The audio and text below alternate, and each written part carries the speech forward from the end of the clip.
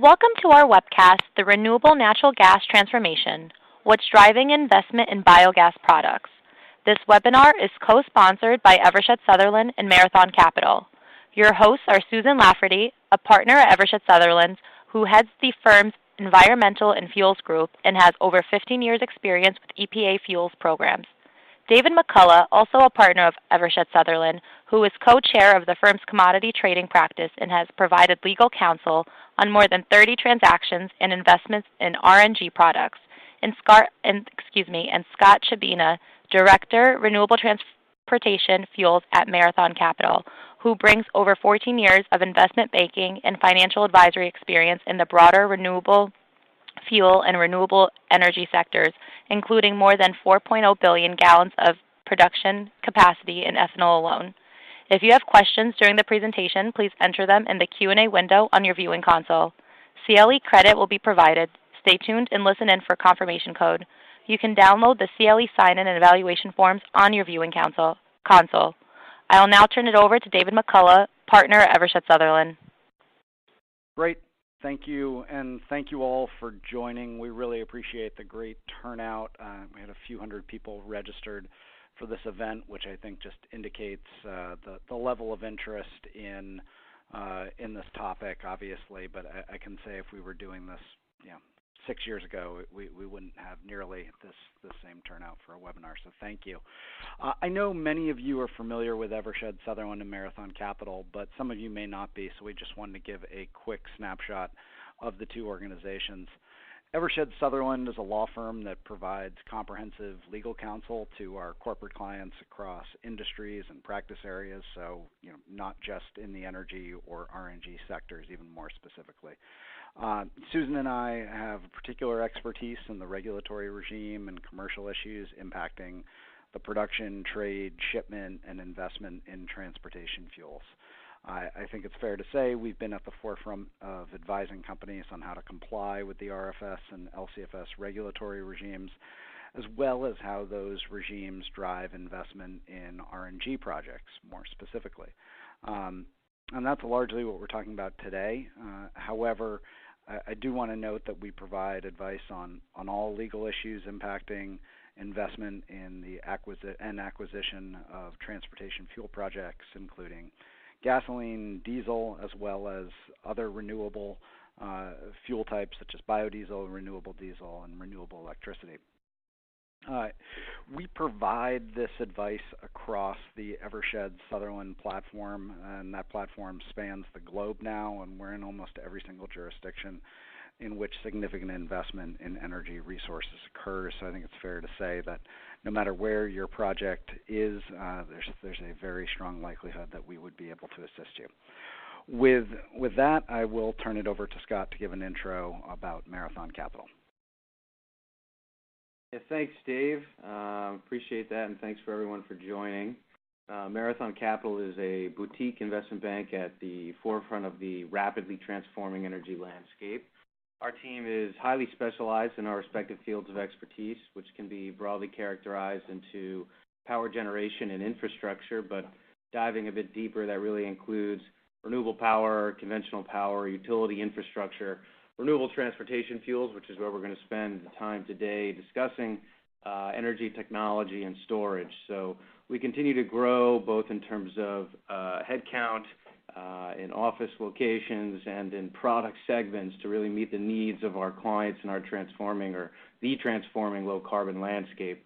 Basically, as Marathon views it, our mission is to facilitate the energy transition that we are all witnessing day to day in our respective spheres of influence by connecting all of the various market participants within our global network of investors, buyers, and capital providers. And lastly, as Dave said, we do hope this will be the first in a series of timely webinars on some of the key issues pertaining to renewable transportation fuels and some of the broader bioeconomy trends and observations. This is just a quick summary overview of some of these services that Marathon provides. Critical to note that while these services themselves are similar to many other investment banks at a high level, it's absolutely essential to note that the intricacies of these various subsectors in which we operate really lend themselves to firsthand transactional experience. So we need to understand the risks and opportunities of each of these programs and projects extremely well in order to appropriately position that within the market for the various investors. Marathon understands those market participants, both obligated and voluntary, extremely well, and knows that they're often at different stages of the quote-unquote education curve. So we're very effective at helping folks realize their strategic entry points regardless of where they are on that curve.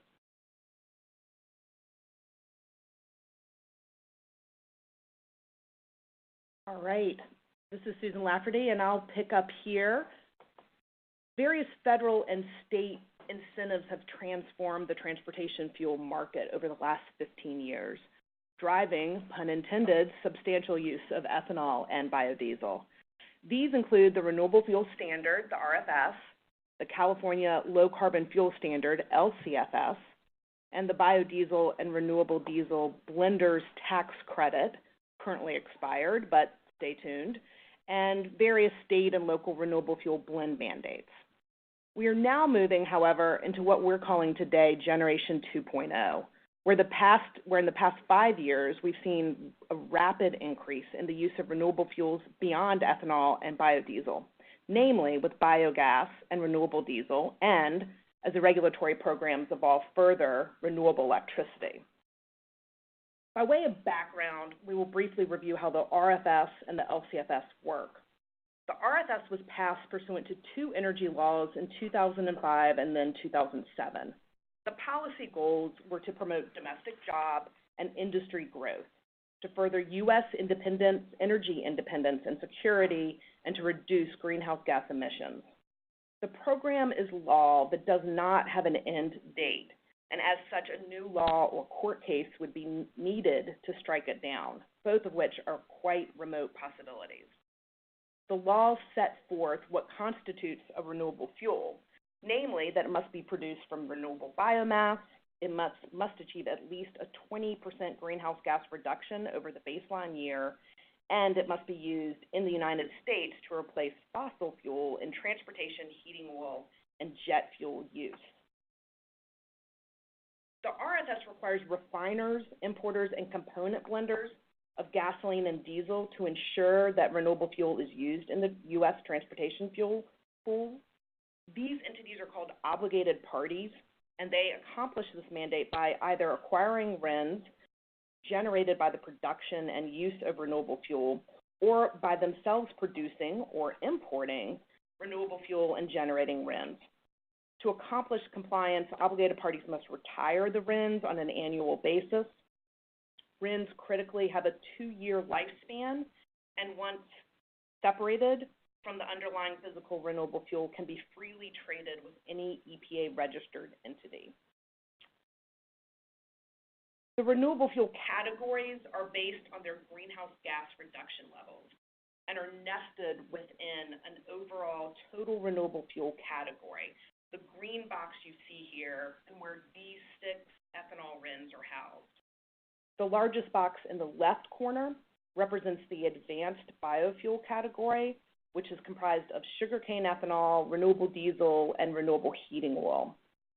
The yellow box nested within that is the biomass-based diesel category, and last but not least, the red bar represents the cellulosic category where RNG is located. And then if you toggle back and forth between the 2018 and 2019 mandates here, you can see how there is incremental and proportional growth within the mandates. These charts on the next slide show the volumes required for 2018 and 2019. The percentages in the middle column are used by obligated parties to determine how many RINs in each category it must acquire and retire, with the percentage being multiplied by the obligated party's annual gasoline and diesel production and import volumes. The 2020 proposed rule on standards is in the final review right now, but as happens with this program, which at times seems like a poorly made sieve, Reuters is reporting that the total renewable fuel volume will increase to 20.04 billion gallons. The advanced biofuel will increase to 5.04 billion gallons. And cellulosic, where again RNG is housed, will increase to 540 million gallons from the 2019 standard of 418. Note in the final column in this chart, it shows where the statute set the volumes at drastically higher numbers.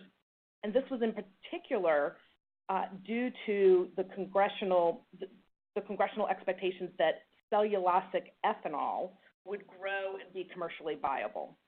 Instead, RNG now comprises the vast majority of the cellulosic category, and EPA has had to reduce the volumes every year since 2007. Dave, I'll now pass it over to you. Great, thanks. I think it's pretty serendipitous that we're doing this webinar, and then the standards got leaked, the proposed standards got leaked just yesterday. So moving over to the California LCFS, in contrast to the RFS, the LCFS operates in a much more straightforward manner. It establishes certain carbon intensity reduction standards for transportation fuel used in California, and then those that produce or import transportation fuel below those carbon intensity standards get to generate credits, while those that import or produce transportation fuels above that carbon intensity standard incur a deficit. Those with deficit, an overall deficit at the end of the compliance year, which is a calendar year that you have a couple extra months to comply with following the end of the calendar year, have to purchase credits from those that have either generated credits or those that acquire credits, because you can also, like the RFS, you can trade credits after they've been generated. The LCFS is, in contrast to the RFS, it's fuel neutral, meaning that unlike the RFS, it doesn't specifically mandate the production of any particular fuel type, like all those fuel types that Susan went through. Rather, any fuel type can generate a credit so long as the carbon intensity associated with the production process and use of that fuel is below the carbon intensity standard for the given year, which I should mention ratchets down, and we'll talk about that on the next slide. As we'll talk about, the nature of this program is going to significantly, well, it has been and will continue, but even more so in the future, significantly incentivize the use of biogas produced from extremely low carbon intensity feedstocks over the next decade to meet these standards. So if we move to the next the slide that you're all now on, this chart shows those mandated reductions. You can see that we've only just begun the significant reductions required by the program, which has driven prices for credits dramatically upwards over the past year and a half. Because LCFS credits have an unlimited lifespan and don't expire, we currently have a bank of credits, and you can see that from the slide on the green line. We were actually well below the we're performing well below the mandated carbon intensity standards, so there were excess credits being generated because, as Susan said, or as I've said earlier, they don't expire. They've been banked. Well, starting in mid-2017, that bank started to be drawn down by those that needed the credits once we hit the steep part of this compliance curve. As a result, the bank of credits continues to decrease. The pressure on credit prices will remain, or unless there's significant streams of low carbon intensity fuels that are brought online, and they need to be obviously significantly brought online to meet this dramatic reduction. We'll move on to the next slide. The California Air Resources Board has clearly recognized this pressure on prices and has started to take action to further incentivize the generation of credits, but there really are only a few limited steps they can take, given that credits under the law actually need to reflect real carbon intensity reductions in the transportation fuel market. You can't just create the credits, so they actually have to somehow enable further low carbon fuel to get into the transportation mix. The California Air Resources Board has also floated a proposal to put a hard cap on LCFS credit prices at $200 a credit. Currently, there's a, quote, soft cap at this $200 price point, where CARB will operate what they refer to as a credit clearance market and allow companies who need credits to purchase credits at a maximum of $200 a credit, but only if companies with credits, excess credits, pledge those credits into the credit clearance market. So there's no requirement to pledge those credits into the market, and you could just hold them and sell them for more than $200. The hard cap proposal that's been floated is at an extremely early stage of development. We don't even have draft language around it. But clearly CARB has recognized that there is some type of point in the industry at around $200 a credit where whether it would be the refineries or those that need to purchase the credits might start to exercise some pressure against, and that's why we've seen this proposal. As a result, what I'd recommend when modeling investment, it's prudent to factor in that CARB may take some type of regulatory action over the next year or two in the future to prevent credits from going above $200 a credit. We'll see if they actually do that, but the $200 a credit is very significantly robust. That's not a negative for investment. It's just something to factor in. All right, I'm going to turn it back over to Scott to talk about Generation 2.0.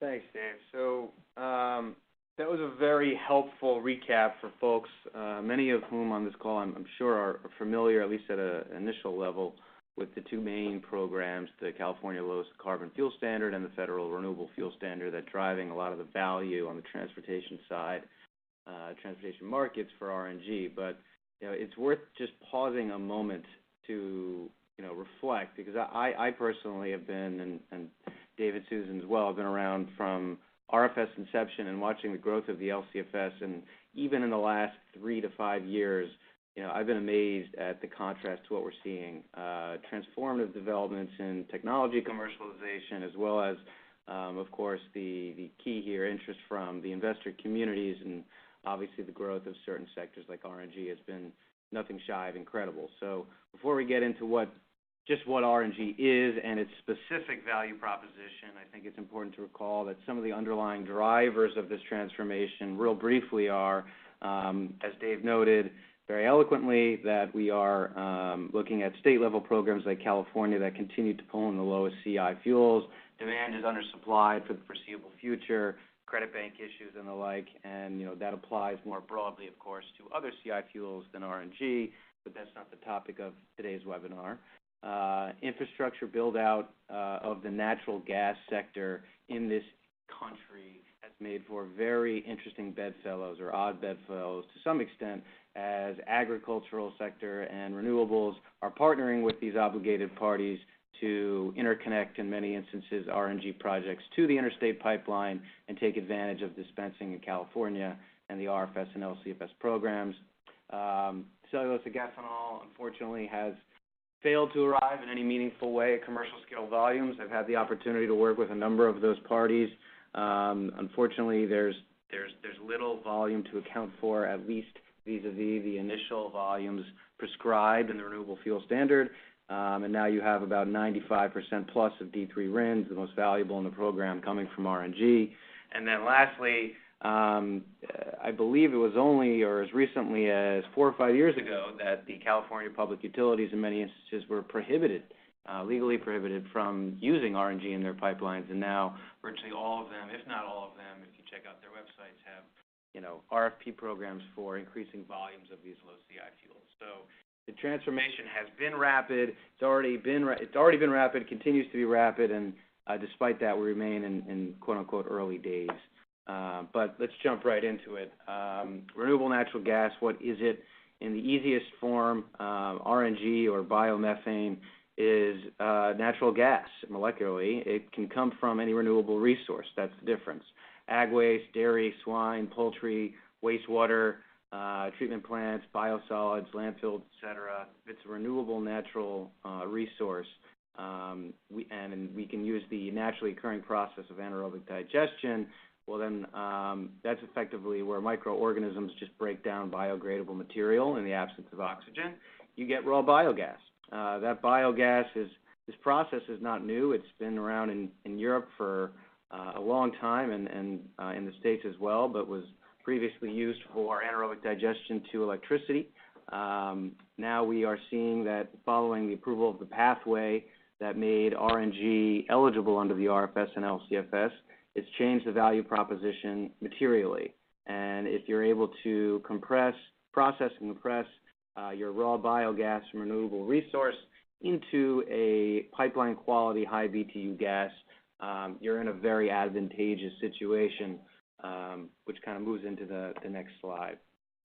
Again, the key here is that it must be used for transportation and markets. So for qualification under both or either or of these programs, that is an essential point, which is why you see these fuels being dispensed into compressed natural gas vehicles, liquefied natural gas markets, things of that nature. We'll touch on other additional markets outside transportation later on if we have time, but for the moment there is no better end market given the value there through these programs.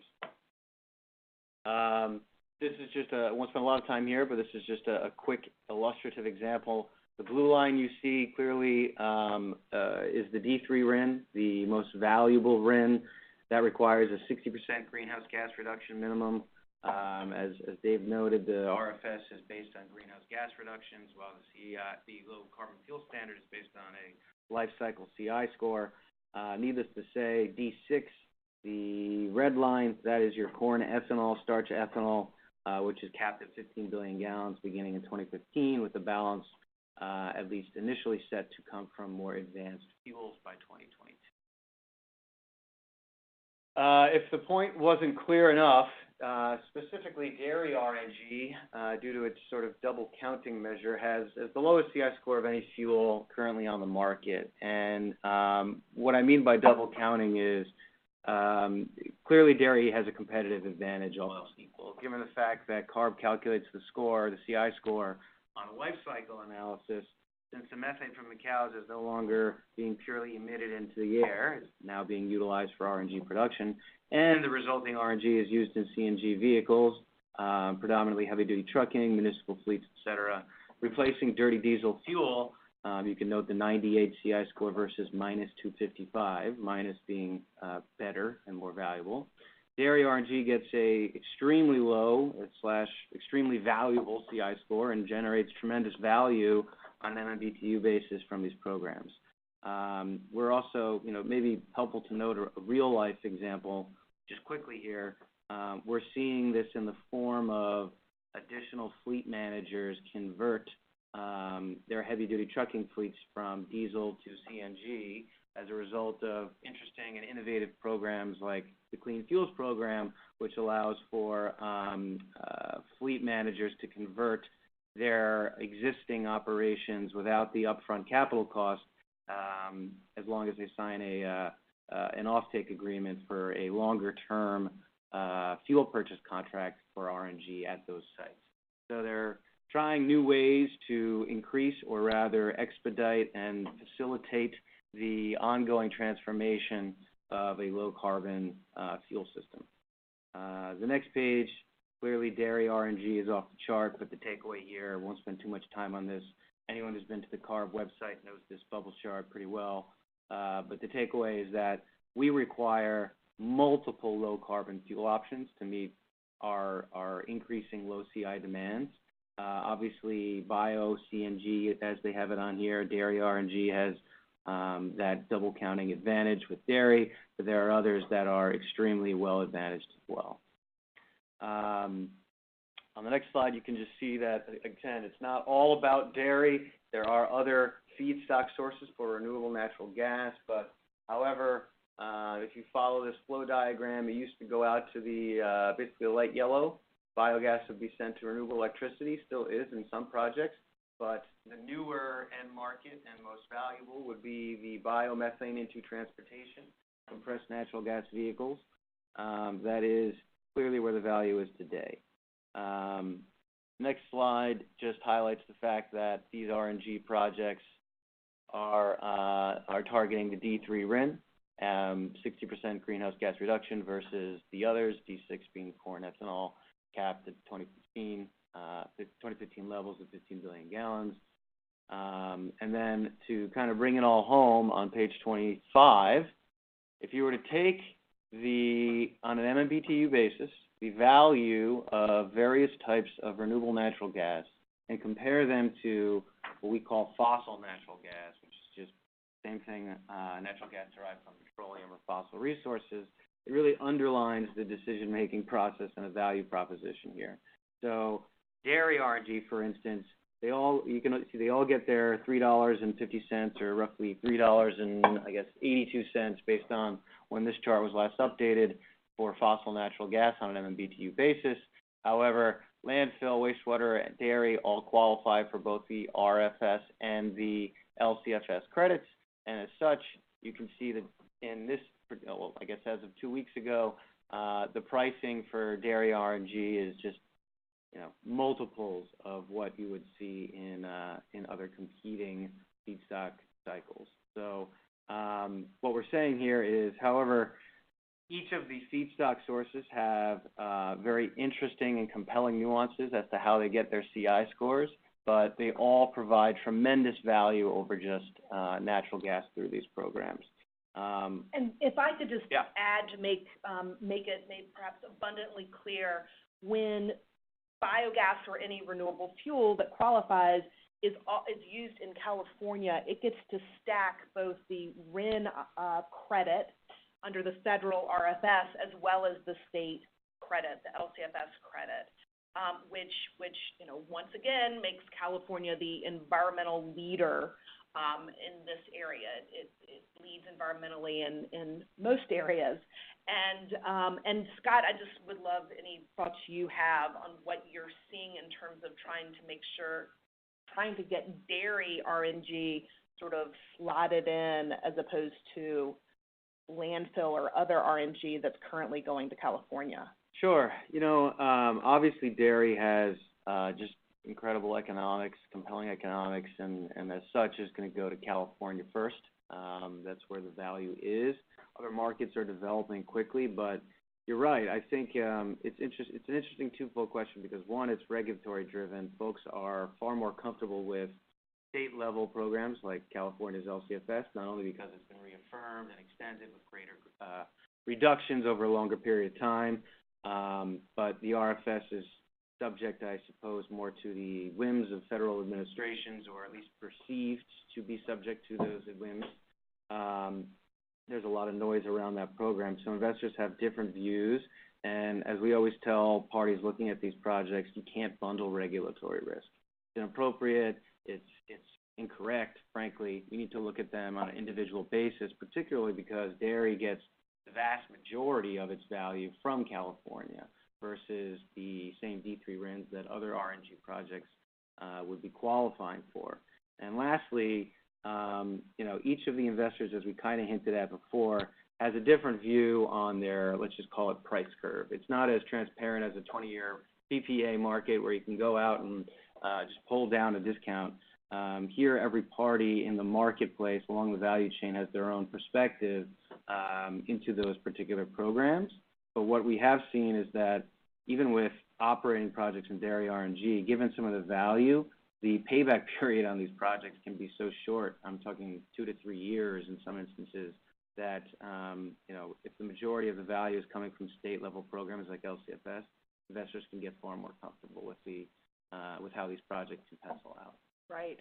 And we got one question from a listener about California and what might happen if there's a change in state government. If a party comes into power that opposes the program, my expectation right now, and I'm not from California, but is that it seems to be extremely low.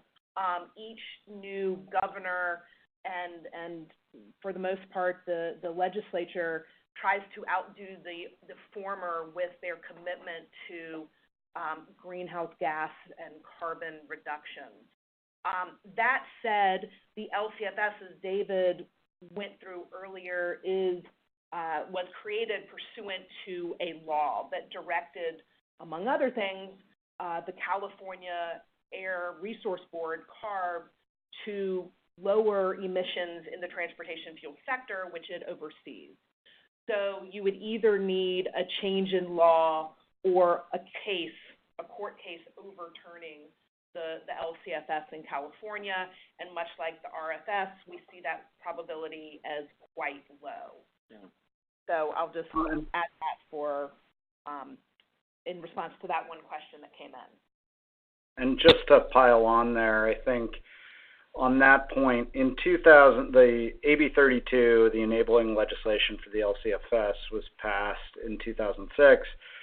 10 years later, while California was paying something like 30% more for gasoline than the rest of the country, which was a market increase from in 2006, where they were only paying like 7% more than the rest of the country, the California legislature reaffirmed and re-upped, and so not just reaffirmed, but significantly re-upped the scope of their overall greenhouse gas emission reduction program, and doubled down on it by the same margin in the legislature that they had done 10 years prior in a lower gasoline price environment.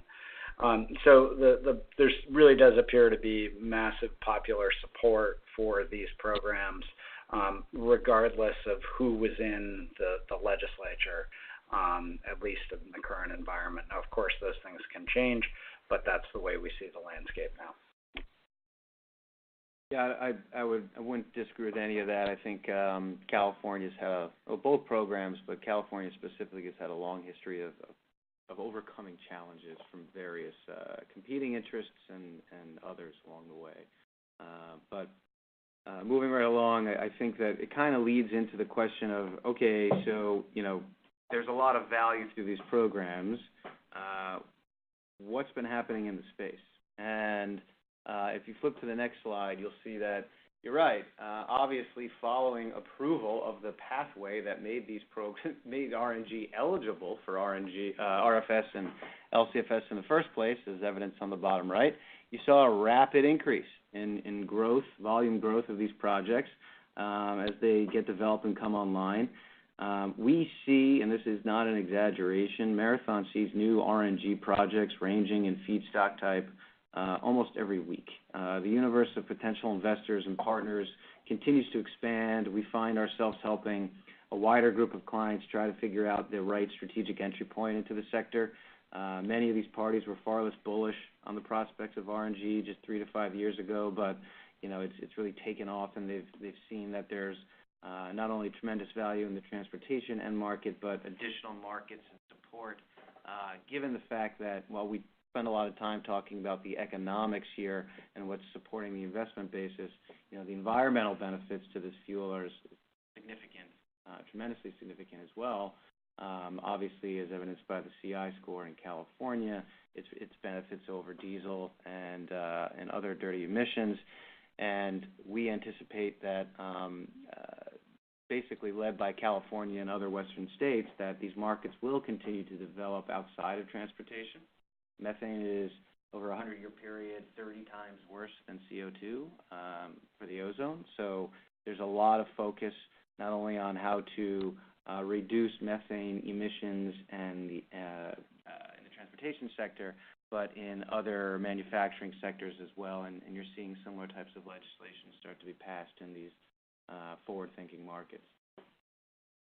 On the next slide, one example that we often find ourselves talking about, a combination of the fact that I think it's just a really cool deal, and I'm a bio nerd about it, but the other being that it's a sort of first of its kind here in the States in terms of a voluntary, virtual PPA for RNG, where, and I'll summarize this, being conscious of time and wanting to allow for Q&A and other topics, but effectively, L'Oreal said, we've got 21 manufacturing operations in the U.S. We want to go to, they use natural gas, we want to use them on a renewable basis, we want to go zero carbon.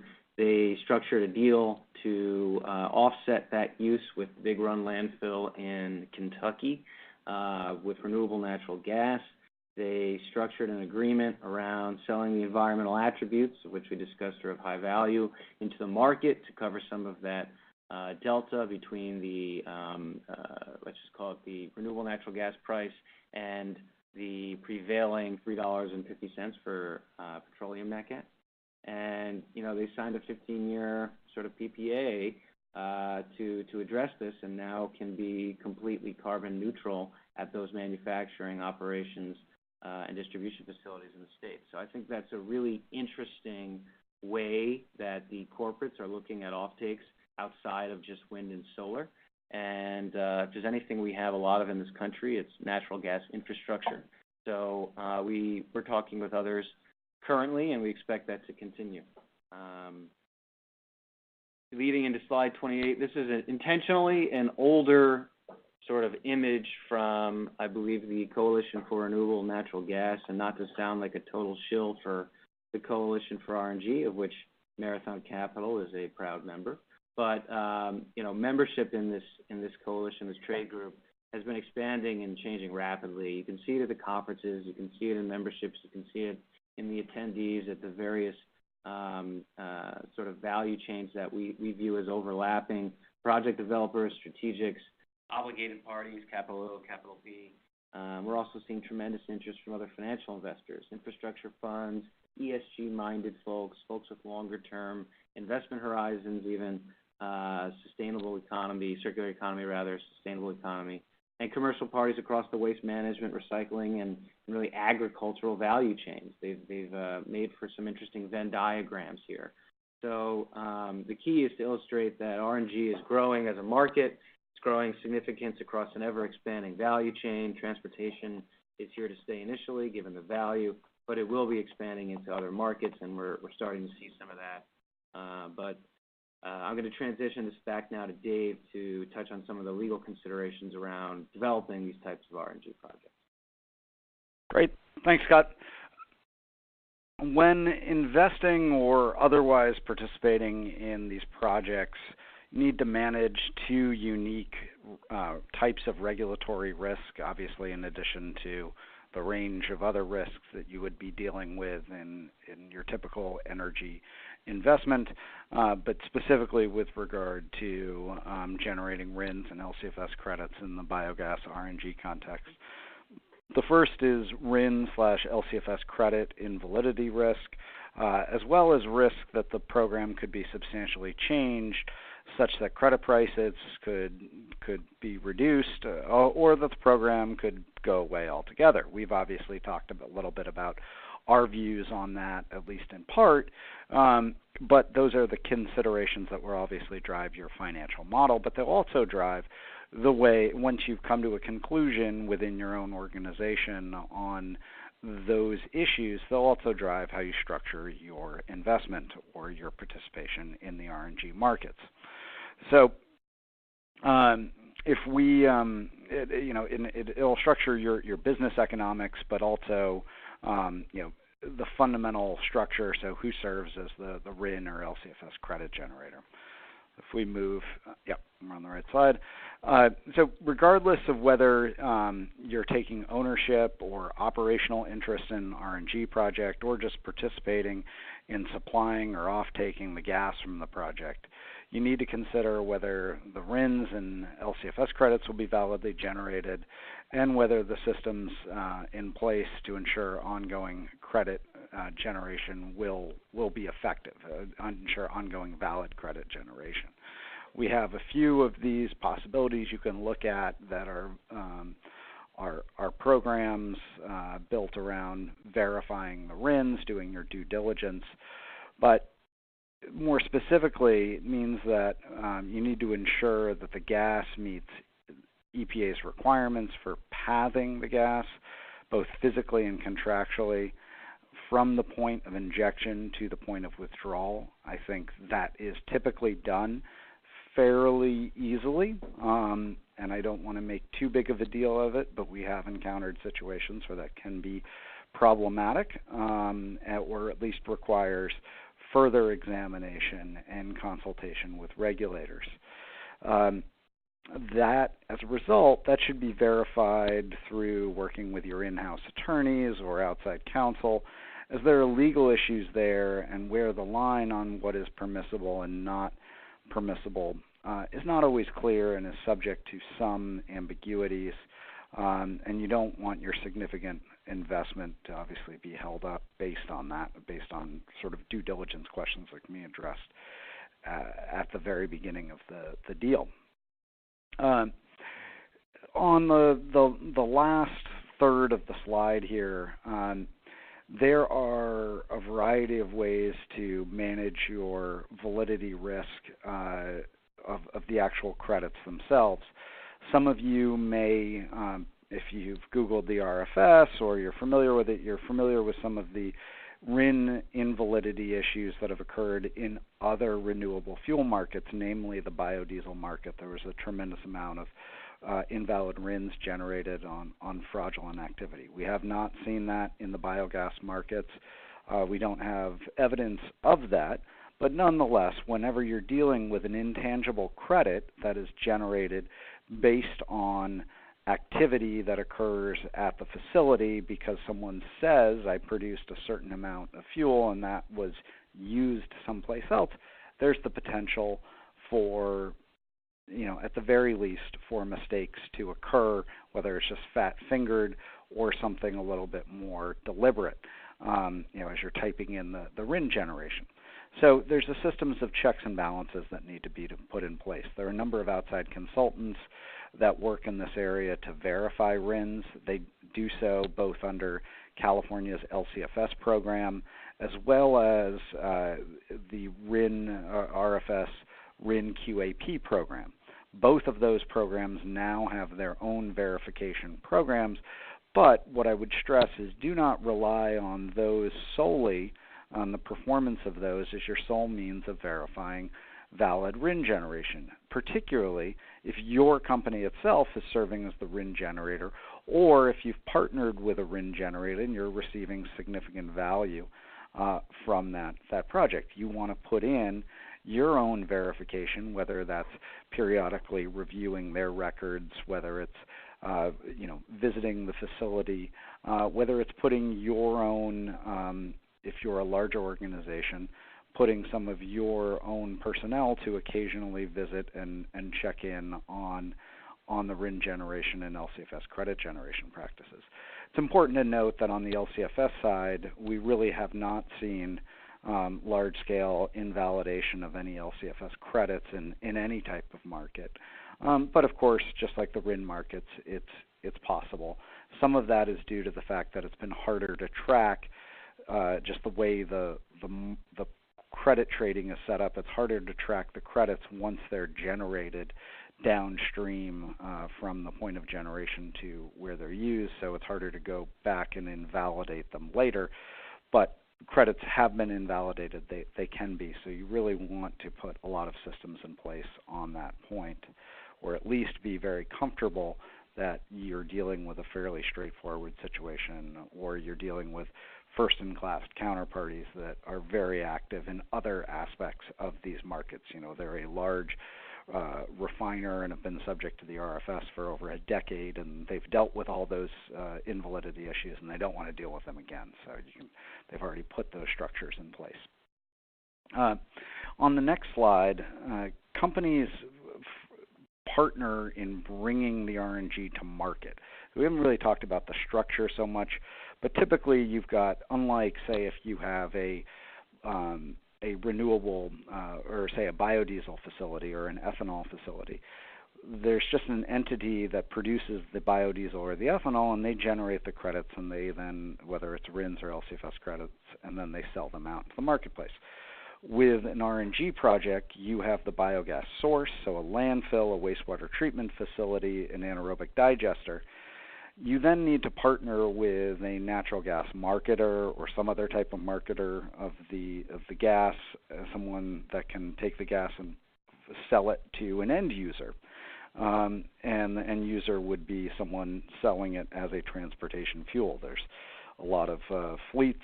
There are retail stations that sell RNG, but someone that's putting it into a vehicle and using it as a transportation fuel.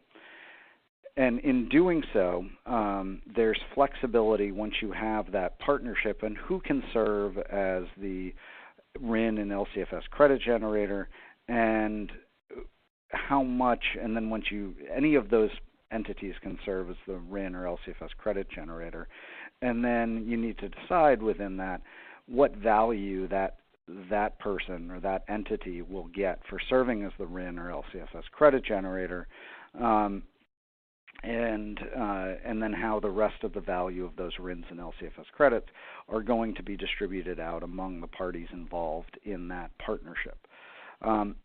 One, from a legal perspective, obviously that's a commercial decision, and I don't really like to get involved in it, but from a legal perspective, what I frequently counsel clients on is that you need to take those business consideration and make sure it's balanced appropriate in light of the indemnities that you're giving, the regulatory outs if the programs go away. Sometimes these deals are structured such that if the RFS is repealed or substantially amended, the parties can walk away. Sometimes that's not in there. And then the representations and warranties that you're giving about the facility, about the registrations, about the validity, and make sure that that is balanced against your commercial considerations and how you've allocated the value from the credit sales. We move to the next slide. These are all important considerations for the business team and the lawyers to discuss and ensure that they're on the same page. But I really stress this bullet of that all the parties need to cooperate and be involved. And I think that's frequently something that we see, and we haven't seen many problems around that. But from the standpoint of sharing documentation, sharing access to the facilities, and you need to structure into your agreements that you're going to have access to everybody's facilities, such that if there's an inspection from EPA or you want to go check something out, or another counterparty requests a document, you need to have access to all of that throughout the life of your deal. So not just when you are actually you're registering your facility.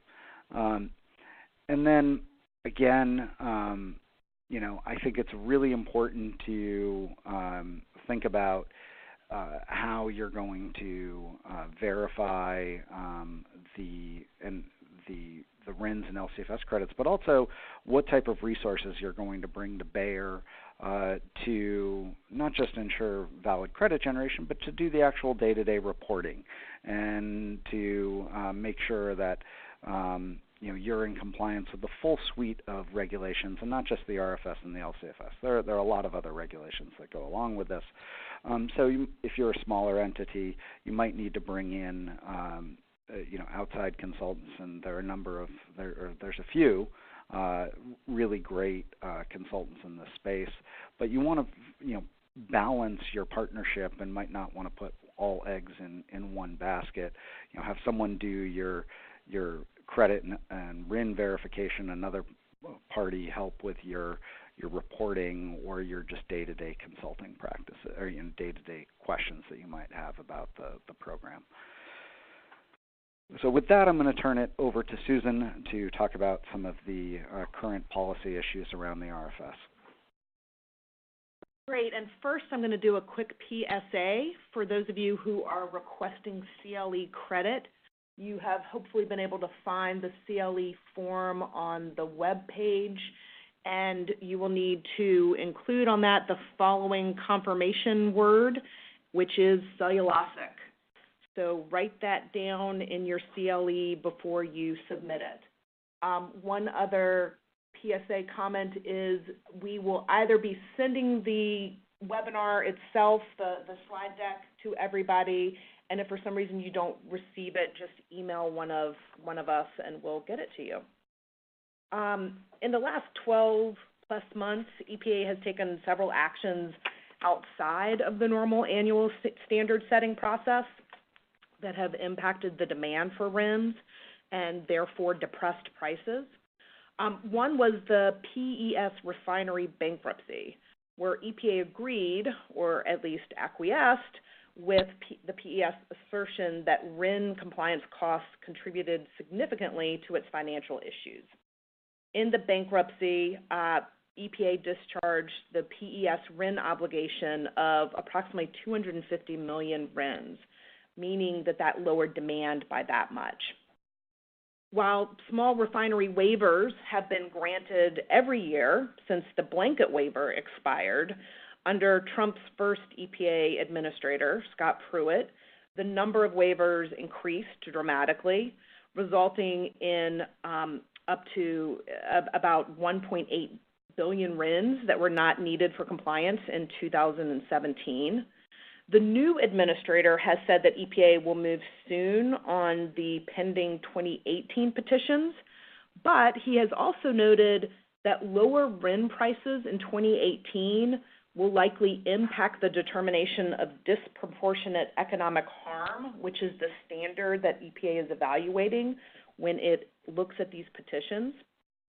So one of the questions that came in was whether or not we thought that the small refiner exemptions in 2018 would be as high as 2017, and that is quite a crystal ball to pull out. But it seems that the new administrator has at least indicated that there might be sort of an overall reason in the lower RIN prices not to grant as many, or perhaps grant some partial waivers, which is something that has been talked about quite a bit in this world. It also seems as if the new administrator, while still carrying forth President Trump's overall regulatory agenda, seems more likely to try to avoid controversy than his predecessor, which could also indicate that they approached the small refinery petitions with a bit more caution. I'll also add there is a current motion for injunction pending at the D.C. Circuit that would prevent EPA from moving on the 2018 small refinery petitions until the underlying Advanced Biofuel Association case against EPA's review of the previous year waiver waiver allowances is decided on the merits, and we anticipate that the court will probably rule in the next few weeks on whether or not it grants that injunction. We earlier referenced the current proposed rulemaking on RIN market reforms that, if finalized, in my view, would reduce liquidity and flexibility in all RIN markets, even though the primary focus is D6 ethanol RINs and not in the cellulosic area. And of course, again, in my view, that would potentially result in depressed RIN values across the board. This is tied to EPA's proposed rulemaking that impacts E15, which is the use of gasoline with up to 15% ethanol during the summertime months, and therefore EPA has said it plans to finalize the rule so that it's in effect by June 1st. Obviously, it's May 10th right now, so it will be interesting to see if EPA finalizes the RIN market reforms as well, or if, as many commentators have urged it, it bifurcates that effort. But stay tuned on this. Finally, in the 2020 proposed rule to set annual standards, EPA is also expected to begin what is known as reset, which is where the statute directs EPA to reset or realign the annual volume requirements if EPA has lowered any standard by a certain amount. This trigger was met in 2017 and 2018 and 2019 by the lowering of the cellulosic volumes, and now EPA is expected to reset the volumes for 2020, 2021, and 2022. And in the reset, EPA must consider a variety of statutory factors. They're listed here on the slide, with the upshot being that EPA arguably has significant discretion in setting the new standards. And as I said earlier, after 2022, the RFS does not end, but again, EPA is directed by the statute to use these same listed factors to set the volumes. The good news is there is great opportunity for the industry to continue growing and in conjunction to lobby the EPA and its federal and state representatives about the benefits of a robust RNG industry. Obviously, we have seen the program from California move north into Oregon and likely into Washington State, and other states have been exploring whether or not they might go in the LCFS direction. And I would imagine that the implications of the election next year will result in either more states feeling like they need to be more emboldened, or perhaps they might feel like the federal government itself is going to take more steps in terms of greenhouse gas and carbon reductions. One question that came in was whether we thought EPA would approve an electric vehicle pathway. And in fact, there is a pathway. It's just that EPA is not moving on registrations, and there is a lawsuit right now that is trying to get EPA to move.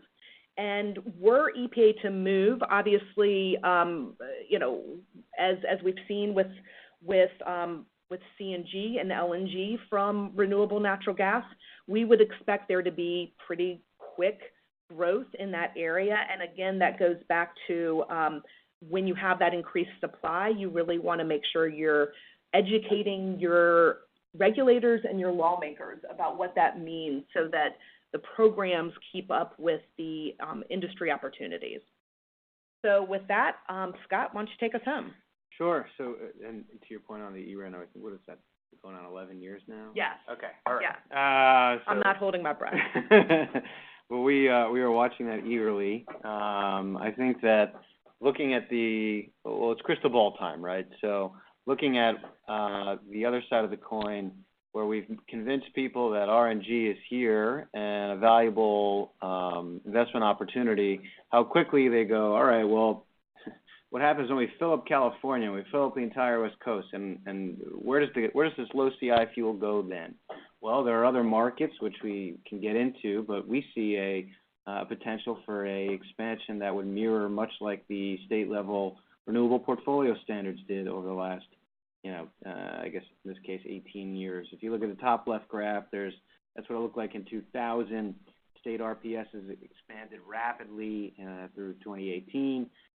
Similar type of first movers on the West Coast for LCFS and low carbon fuels. You're seeing Oregon's clean fuel program, although created in 2009, I think it really became effective or active in the last 3 years.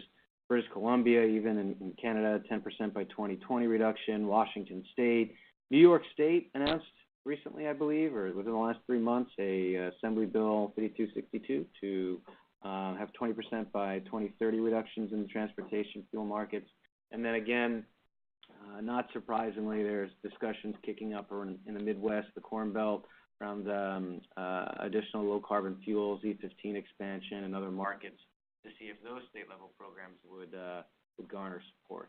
So there's a lot of ways that could take shape. Just flipping to the next slide quickly, I know that another way that RNG can find a home is we touched a little about this L'Oreal deal. Will that be a straw man for future RNG offtake agreements? Based on the activity and discussions that we're having with our clients today, the answer is a resoundingly yes. There's a significant increase in interest levels from these types of corporates and other voluntary markets seeking these low CI fuels. And then the investor sentiment, this could be a webinar in and of itself. The risk appetite into the price curves and how each of the various types of parties view the environmental attributes today, in 5 years from now, post-2022, even though we know the program doesn't expire. But there are different ways of looking at these curves. We've been effective at educating the investor universe through these programs and helping them understand the market exposure. Certain parties now have come around and actually prefer projects with merchant risks, where others would like to have fixed price contracts. So it's an interesting balance as the industry rapidly matures and continues to pick up scale. So these are some of the other items that we're thinking about. I know that I can probably turn it over to Dave for any closing remarks. I think otherwise, if absent those, we hit it on the hour. We wanted to allow more time for Q&A, but we see that we have north of 30 questions coming in here in rapid fire, which is tremendous. We will get back to all of the participants on these items and make these materials available. So, we really do appreciate your participation. We hope that this was of value, and we're looking forward to continuing these series of webinars on a timely basis, but please don't hesitate to reach out to any one of us for any questions or comments. Our bios and contact info are in the materials to be provided.